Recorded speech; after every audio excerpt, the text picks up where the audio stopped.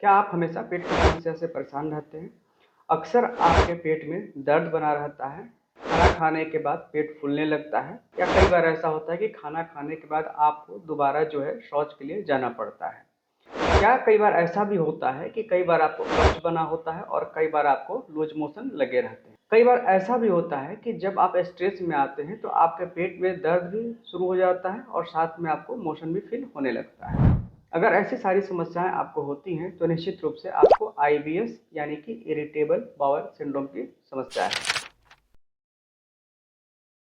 Irritable bowel syndrome आज भी जिसके बारे में बहुत से कारण अज्ञात हैं, क्यों होता है, कैसे होता है, लेकिन फिर भी आपको घबराने की आवश्यकता नहीं है। आयुर्वेद में इसका बेहतर इलाज मौजूद है, जिसके लगातार प्रयोग करने से आपको अपनी सारी समस्याओं से छुटकारा मिलने की पूरी संभावना है।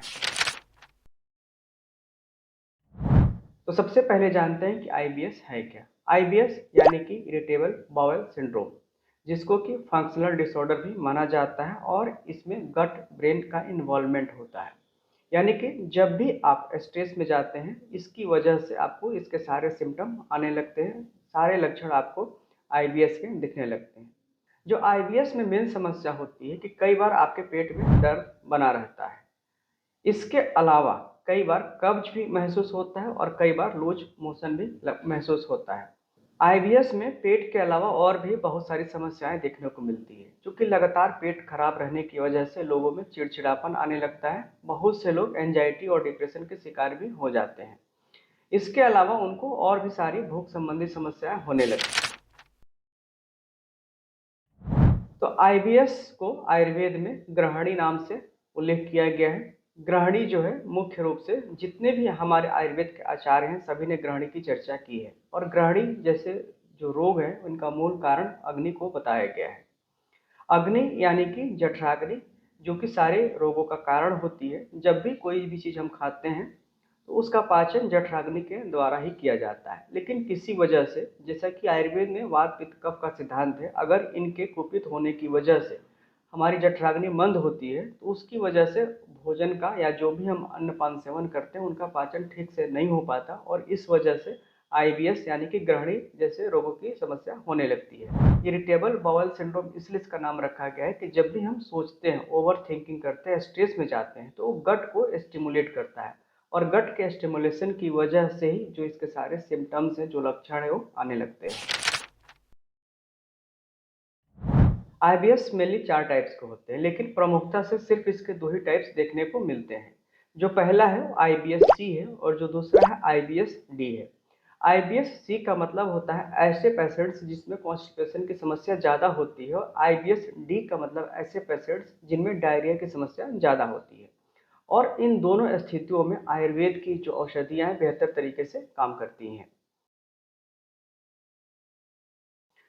अगर कॉन्स्टिपेशन का मरीज आता है, यानी कि ऐसे आईबीएस के पेशेंट्स जिसमें कॉन्स्टिपेशन की समस्या ज़्यादा रहती है, तो उसमें परगेटिव्स औषधियों का, जिसको कि आयुर्वेद की भाषा में विरेचक औषधि बोलते हैं, उसका प्रयोग किया जाता है। और अगर ऐसा आईबीएस का मरीज आता है जिसमें डायरिया होता है, लूज मोशन की शिकायत ज़्यादा होती है, तो ऐसे मरीजों में ग्राही और स्तंभन औषधियों का प्रयोग किया जाता है। तो अब बात करते हैं आयुर्वेद में इलाज की। तो जैसा कि इस रोग में अगर आयुर्वेदिक दृष्टि से देखा जाए तो मेन जठराग्नि की दृष्टि होती है। तो जठराग्नि को प्रदीप्त करने के लिए जो दीपन और पाचन औषधियाँ होती हैं उसका प्रयोग किया जाता है। दीपन पाचन के लिए हमारे पास बहुत सारे विकल्प होते हैं, जिसमें कि सबसे आसान या हर जगह उपलब्ध होता है चित्रकादि बट्टी, या इससे भी आसान है अगर आप घरेलू इलाज की बात करते हैं तो जो आपके घर में सोंठ होता है और गुड़ होता है। तो गुड़ और सोंठ या गुड़ और अदरक, इसको मुंह में रखकर अगर कुछ देर तक हम चबाते हैं तो उससे हमारी जठराग्नि प्रदीप्त होने लगती है, भूख बेहतर तरीके से लगती है।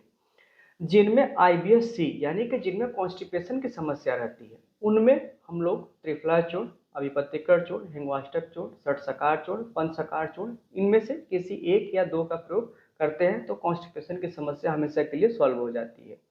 ऐसे मरीज जिनमें आईबीएस डी यानी कि डायरिया की समस्या होती है, तो ऐसे मरीजों में कुटज के जो योग है, कुटज परपटी बट्टी है, कुटज घन बट्टी है, या बिलवादी चूर्ण है, तो ऐसे औषधियों का प्रयोग किया जाता है, तो उनमें लक्षणों में काफ़ी ज़्यादा आराम मिलता है। साथ में जैसा कि हमने बताया कि आईबीएस के मरीजों में हमेशा एंजाइटी डिसऑर्डर्स के भी लक्षण देखने को मिलते हैं। ऐसे मरीज काफ़ी चिड़चिड़े मिलते हैं। तो ऐसे लोगों की मानसिक चिकित्सा भी बहुत ही आवश्यक होती है, यानी कि ऐसी औषधियाँ प्रयोग करें जिनमें एंजाइटी और डिप्रेशन को हम उनको दूर कर सकें। तो इसके लिए आयुर्वेद में जो मेद्य औषधियाँ हैं उनका प्रयोग किया जाता है। मेद्य औषधियों में सबसे जो बेहतरीन होती है वो शंखपुष्पी है, ब्राह्मी है। इसके बहुत सारे प्रिपरेशंस आते हैं। इसके अलावा भी और भी बहुत सारे सिम्टम्स होते हैं, जैसे बहुत से ऐसे मरीज होते हैं जिनमें नींद नहीं आती, तो नींद के लिए भी आयुर्वेद में बहुत सी औषधियाँ बताई गई हैं। उसमें नींद लाने में बेहतर जो है साबित होती हैं।